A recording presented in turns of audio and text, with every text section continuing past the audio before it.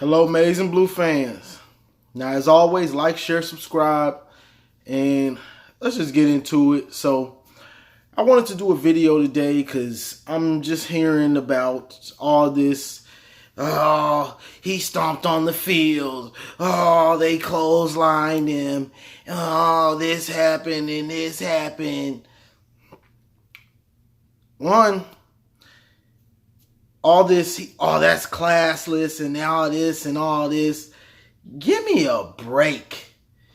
Give me a break. It's a grass logo on the field.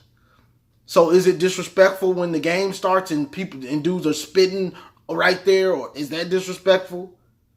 Give me a break. It's a grass field that they're about to trounce on back and forth for 2 hours. Give me a break. Like, this is a rivalry game. I guess some of y'all just woke up and y'all don't know nothing about rivalry games. Like, they clotheslined our dude and all this. Who cares? I mean, you can get wrapped up in that stuff if you want to.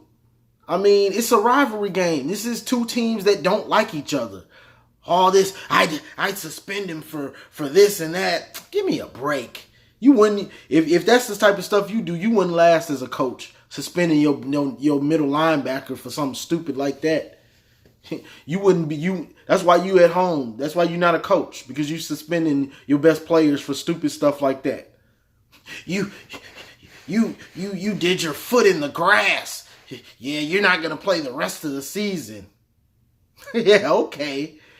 That's not college football. It don't work like that. So, but this is a rivalry game. Like, I'm so tired of hearing about this stuff, and I just see it so much. Like, this is a rivalry game. This is what happens. They do a move to piss us off. We come right back and do something to piss them off, and then when the game starts, we see now who's really handling their business. That's what it's about. Talking trash, both sides, and then we settle it on the field. Which we mad about something that happened before the game. Who cares? We kicked their butt on the Penn State. Worried about that was disrespectful and all this. I'll let Harbaugh worry about that stuff. I'm thinking about Penn State. For real. I'm worried about the next team that we about to play. So all this rivalry stuff and people mad about that stuff, man. Let that go. We on the Penn State. Michigan State is old news at this point. We blew them out. Couldn't even cross midfield on their own. If they didn't get that fumble, they wouldn't even seen our territory barely. So I ain't getting into no Devin Bush and all that. That's before the game rivalry stuff. It's over. It's over now. But I just don't like people, oh, that's classless. Oh, he's a thug. So, taking your foot and slashing some grass, that makes you a thug?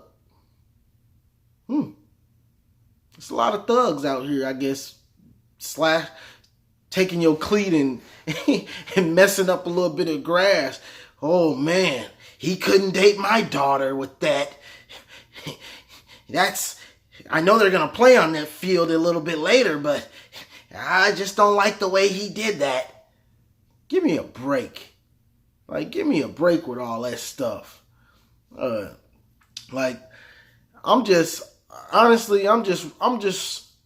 kind of messed up because we got 2 weeks off. So I'm really just trying to think about, like, it's a long 2 weeks I hate the bye week. Like, I like it for the team. They get to rest up, but the bye week is horrible for a fan. You know what I'm saying? Like, it's horrible. But we got Rashawn Gary. He's I'm hearing he's been practicing, but Harbaugh said he wasn't ready. I'm not sure what's going on, honestly. But Tariq Black, he should be ready for Penn State, and we will need him for these last couple games Well, these last, four or five games? I think we got 4 or 5 left. But we're going to need him. And especially if we make the playoff, because the caliber of teams we're going to play is going to be a lot better. So we're going to need him. Hopefully he's 100%, because with Tariq, DPJ, and Nico, that's scary. That's a scary trio right there. Like that's almost like the Falcons with Julio, Sanu, and Calvin Ridley. Like that's a scary trio, all big, fast receivers. Like that's scary. I really do want to see Tariq Black get back and actually get to shine. Like this dude had promise from the Florida game, first game of the year last year, and what did he play? Another half or another game and a half, and then he's been hurt ever since. Like this dude, I've watched some of this dude's highlights from high school, and he's just a beast. Like dude is just a baller. So I am ready to see him get back on the field and complete this offense, because once he gets in and gets back in the groove, you're gonna see our offense take another step forward. So I'm ready to see him. I think we had a offensive lineman transfer. I can't remember what his name was, but we had another one transfer. But at this point, the way the offensive line is progressing, if you see dudes transferring, it's either because they're not getting it, or they're not cutting it.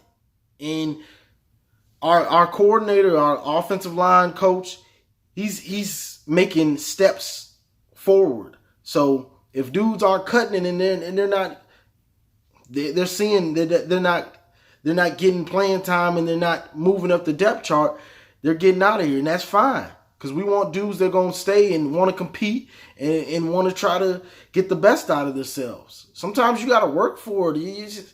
Sometimes it's not just handed to you. Sometimes you might have to sit on that bench, and then by the time you're a 4th or 5th year senior, that's when you really get your chance to shine.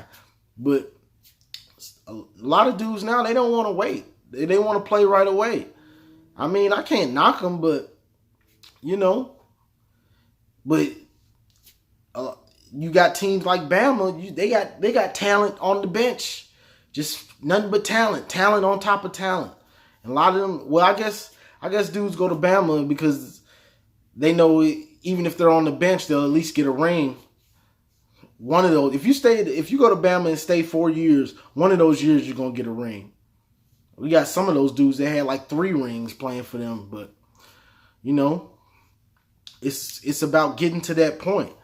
Like, honestly, 2016, I thought we were on a breaking point of us getting through to the next level. But that year was really just us having a lot of seniors and juniors. Like, we had a team full of seniors and juniors. And the juniors that were on the team, they were just studs like Jabril. And so they went pro. So we lost so much talent that year.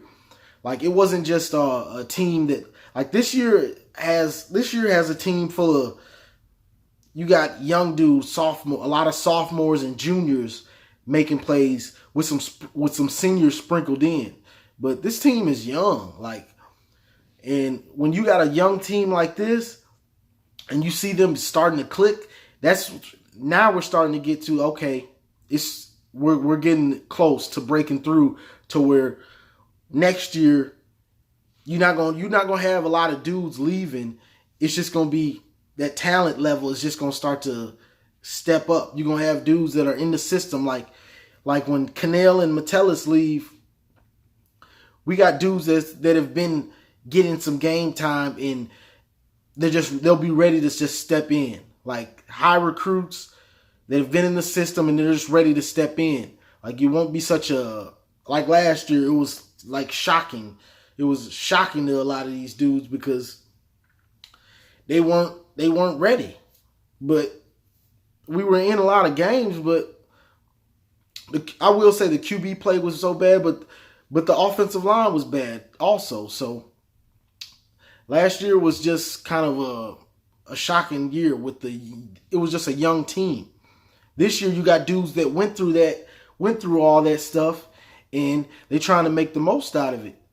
Nobody wants to be at Michigan and you think you're on a top team and you're at a top program and you're going 8-5 and stuff like that when you just saw a team that was on the edge of going to the playoffs the year before. So you coming out with the same type of expectations, like, let's get it done. So I'm just glad to see this year dudes are making the most of their opportunities. Metellus and Chase Winovich.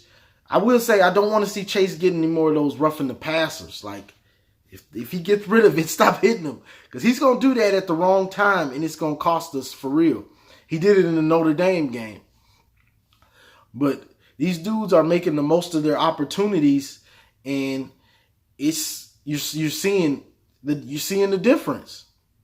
Like, and I'm glad to see, like, that rivalry game that we took it serious. Like, take these games serious. Like, it's not a joke. When you play Michigan State, these are games you focused on. Like, these rivalry games, because they mean something. Like, if you want Harbaugh to be your coach, like, you got to come out and really show up for this. Like, this means something. Because if he keeps losing those games, no matter what how much they like him, sooner or later the alumni is going to turn on Harbaugh, and they're going to try to find a new coach. So it's important because the coaching staff puts you in position, but the coaches don't make the plays. Jim Harbaugh can call the perfect play, but he's not playing quarterback. Shay's got to go out there and throw it. He put you in the right place, but Shay's got to throw it. DPJ, Nico, all these dudes, they got to catch the ball. Everybody's got to do their job. Just on defense, Don Brown, he going to put you in position, but you got to make the play. Football comes down to playmakers. And they're doing it this year. Now, we got Penn State. We got Rutgers, Indiana, and OSU, I believe. We got to take care of business with Penn State. Where are we at in the polls and all that? That stuff don't matter, y'all. Not at this point, because Notre Dame, I've looked at Notre Dame's schedule. They're probably going to lose a game. Like, they still got a lot to go. LSU and Bama have to play. So, everything is going to work itself out. But we have to, now let's say we so worried about the polls, and next week we somehow lose to Penn State. Polls don't matter then, because we lost. It's a wrap. Now we can still make the championship, but I'm trying to go to chip. Big Ten championship is, if we have 2 losses, we're not going to the playoff. I'm trying to go to the playoff. Because if we don't go to the playoff, the bowl game don't mean nothing to me. I mean, y'all, it might mean something to y'all for recruits and stuff, but the bowl game don't mean nothing to me. That's why when players sit out the bowl game, and I don't really care. I mean, when Jabril sat out, I wanted to watch him play, but it didn't mean nothing to me. It's a meaningless bowl game. We ain't in the playoff. I don't care if he sit out. He sit out. He trying to make, this dude got millions on the line. Like, it's funny to me when people get mad at these dudes for sitting out a meaningless bowl game. Now, if you're in the playoff and you sit out, then I'd have a problem with that. But a meaningless bowl game. Now, if I tear my Achilles, if this dude tears his Achilles or something in that bowl game, you ain't gonna give him those millions that he just lost. We're talking about millions of dollars these dudes are losing. They're not playing for dollars. They're playing for millions. They're not playing for tens, hundreds, thousands. We're talking about millions. So, I can't believe he sat out a bowl game. He's got millions of dollars on the line. Like, how can you knock him for playing and not playing? It's a meaningless bowl game. Like, the game means nothing. If you don't make the playoff, the bowl game is a glorified exhibition game. That's what it is. So I haven't gonna knock somebody for sitting that out.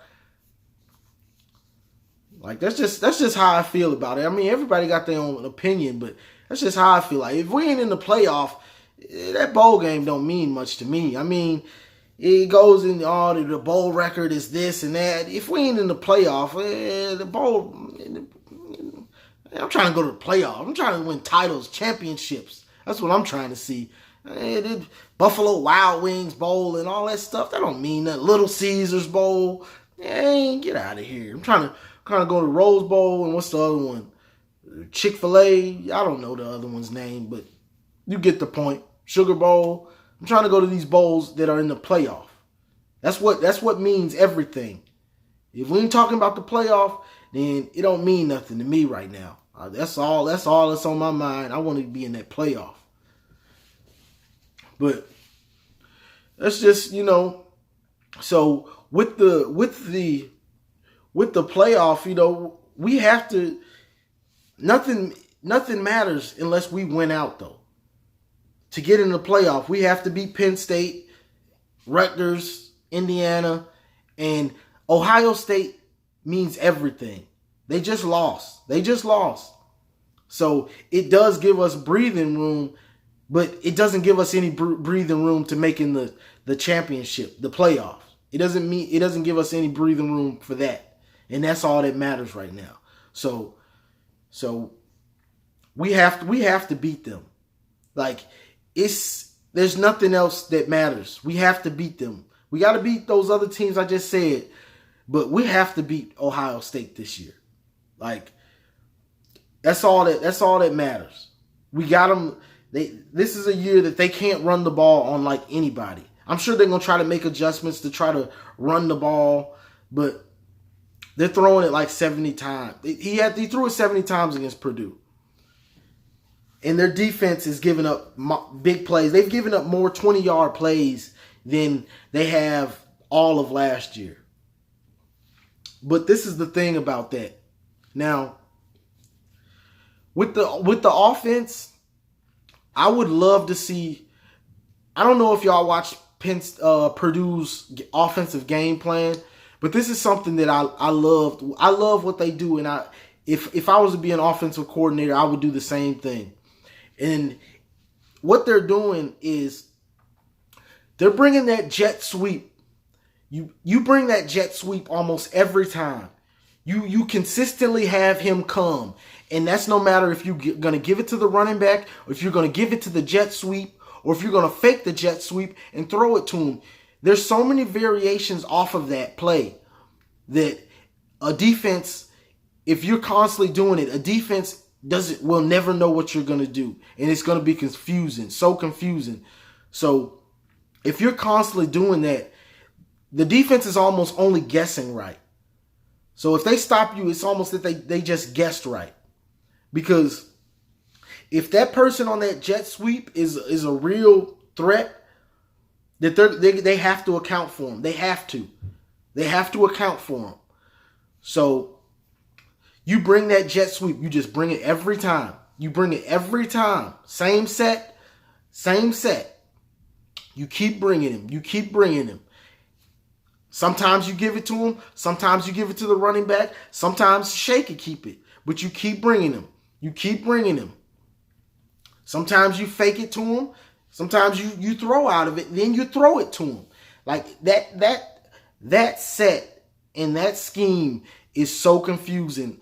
And we run the jet sweep, but we don't consistently have it come to where a defense is like, okay, when we run it, it's obvious, because we don't run it much, that the guy on the jet sweep, Ambry Thomas or whoever it may be, it's obvious that they're going to get the ball. And that's why you see it's not effective a lot of the time, because the defense knows he's going to get it. So you have to bring him, just whoever that player is, and we might just need to start running it with DPJ or one of our other receivers, because we don't want Ambry getting tired or whatever. Or you can use it with Ambry because he doesn't play too much on defense. So you just keep bringing that. You keep bringing that jet sweep. You keep bringing it. And you just run your plays off of it. Because no matter what, somebody has to watch that jet sweep. And it's going to make the defense confused. And if you watch that Purdue game, by the end of the game, Ohio State just didn't. They just basically almost gave up because they didn't know what to do. They were so confused by the end of the game, like, because they've given it to him. They've given it to the running back. The quarterback is thrown out of it. So you've seen so many different plays. Defense is about, after a while, you know the sets. You've watched so much film, you know the set. Okay, I see this. This is what's going to happen. Now, if you keep giving it to them and running different plays off from the same set, after a while, they just get confused. Because they expect, oh, I know this play. No, you don't. Now it's over the top. I faked it to him. Now, you get what I'm saying. So, that's what our offense needs to evolve to just be like, to start really destroying teams and having them confused. And it's also going to free up Shea in the passing game more, give him more time, and it's going to free up Higdon in the running game, and also free up Shea in the running game also, because it's going to carry, that jet sweep is going to carry at least a couple linebackers and maybe a safety with them. Every time they're going to have to acknowledge that he is running past every time. You have to acknowledge it. So that's really what I would love to see the offense evolve to, because it's a killer. I don't care if you playing a video game or whatever, any level, video game, whatever. If you keep doing stuff like that, the defense is going to get so confused, and you're going to start scoring easy touchdowns because they're going to start guessing. Oh, okay, I know he's giving it to the jet sweep this time. Oh, okay, they just scored off the running back off it. They're going to give it to the running back this time. Nope, fake. Throw it to the jet sweep. Like, I can't say no more about it. I hope Harbaugh watched that game. Well, watch the film on that game. I'm sure he probably hasn't watched it yet because we got to play Penn State. But I would start implementing that into the offense, definitely. Like, slowly but surely. So by the time Ohio State comes, we're ready to run it. I mean, we wouldn't even have to show it unless we have to against these other teams. But I'd definitely be trying to do that against them. And then on defense, I just saw them. They were constantly blitzing.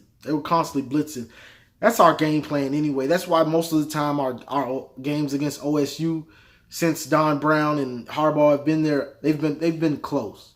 So defensively, it's the same thing. But I know I'm talking about Ohio State, but I just had it on my mind.